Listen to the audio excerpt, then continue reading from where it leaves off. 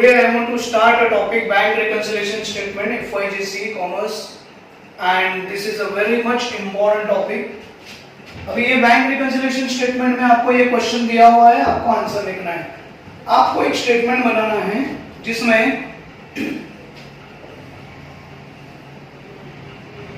Top में आपको लिखना है bank reconciliation statement as on, और यहां पे आपको एक वर्किंग नोट बनाना है।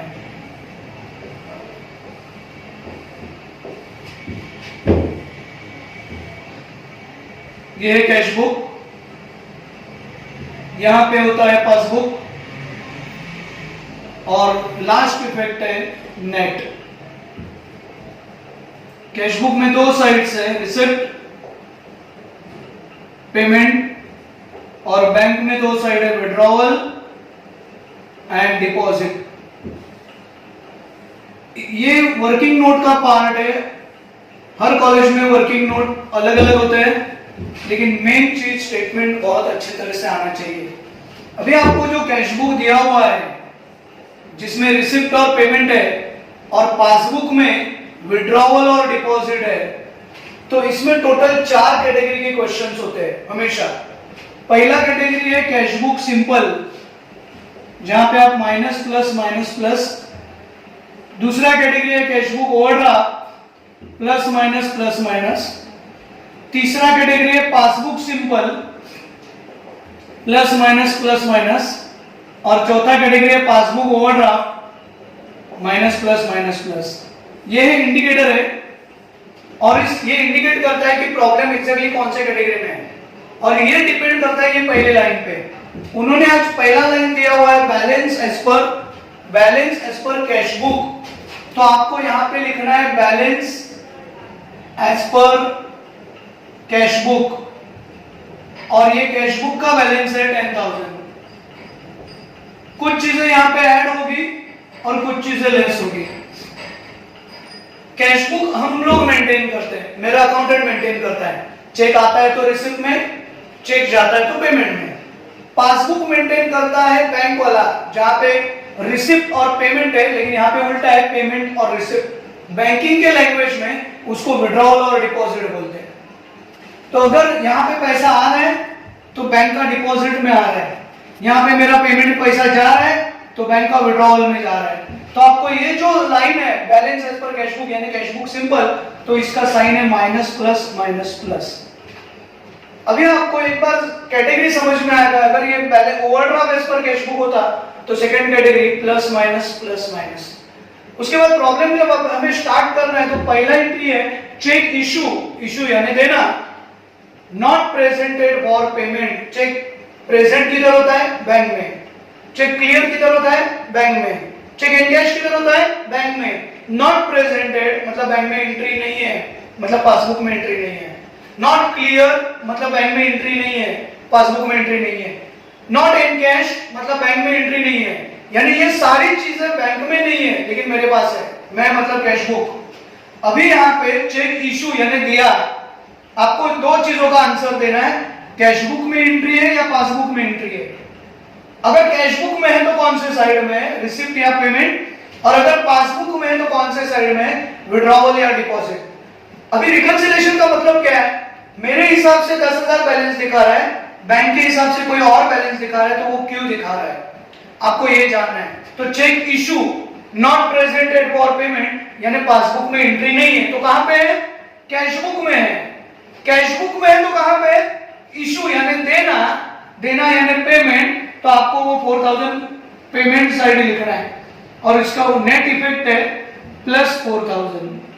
अगर नेट इफेक्ट प्लस 4,000 आता है तो आपको ऐड में लिखना है cheque issue but not presented for payment. वही लाइन आपको लिखना है।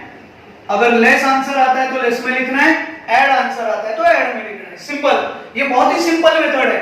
बहुत सारे वैरायटीज मेथड है, हर कॉलेज में अलग अलग, लेकिन ये बहुत ही सिंपल है जो हर एक क्वेश्चन के लिए आप ये मेथड अडॉप्ट कर सकते हो। दूसरा चेक डिपॉजिट मतलब आ रहा है, अगर मैं एंट्री करता हूं तो रिसिप्ट और बैंक एंट्री करती है तो deposit.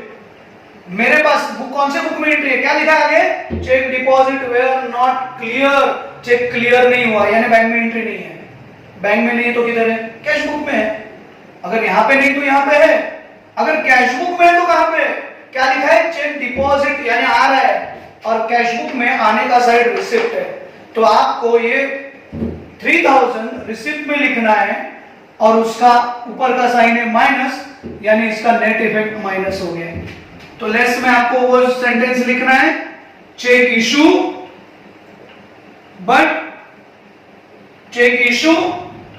But not presented, right, cheque issue but not clear, ये भी लिख सकते हो आप। कितना, 3000। नेक्स्ट लिखा है डिविडेंड कलेक्टेड बाय बैंक का मतलब कौन, पासबुक, कलेक्ट मतलब आ रहा है, और पासबुक में आने का साइड डिपॉजिट है, और आगे क्लियर लिखा है not recorded in cash book, यानी वो एंट्री कैश बुक में नहीं है, तो कहां पे है, पासबुक में है। अगर पासबुक में है तो कहां पे, पासबुक में है तो डिपॉजिट में है। डिविडेंड कलेक्टेड बाय बैंक मतलब पासबुक, कलेक्टेड मतलब डिपॉजिट, यानी ये एंट्री आपको डिपॉजिट साइड में आएगी 4000, और उसका नेट इफेक्ट है प्लस 4000, यानी आपको ये प्लस 4000 ऐड में लिखना है। Dividend collected by bank not recorded in cash book, वही लाइन आपको उठा के लिखना है, अमाउंट है 4000। Next entry, bank charges, charge यानी पैसा गया, अगर मेरे पास जाता है तो पेमेंट, और बैंक के पास अगर एंट्री है तो withdrawal.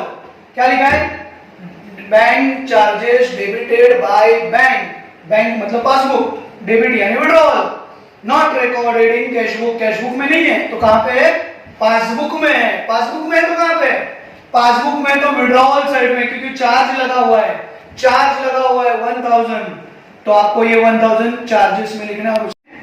Bank charges not recorded in cash book 1000। अभी आप माय डियर फ्रेंड्स इसके आप टोटल करोगे तो आपको समझ में आएगा, इनर कॉलम की टोटल आउटर में 4000 इट बिकम 8000, और ये इंडिकेट कर रहा है तो ऐड कर, 10000 में 8000 ऐड, मैं रिकंसाइल कर रहा हूं कि मेरे हिसाब से 10000, बैंक के हिसाब से कोई और बैलेंस, वो क्यों है, ये सारे रीजंस हैं जिसकी वजह से बैलेंस अलग अलग है। अगर इसकी टोटल में करूं तो 4000 हो जाएगी, और 18000 में से 4000 जाएगा तो 14000 बैलेंस आएगा।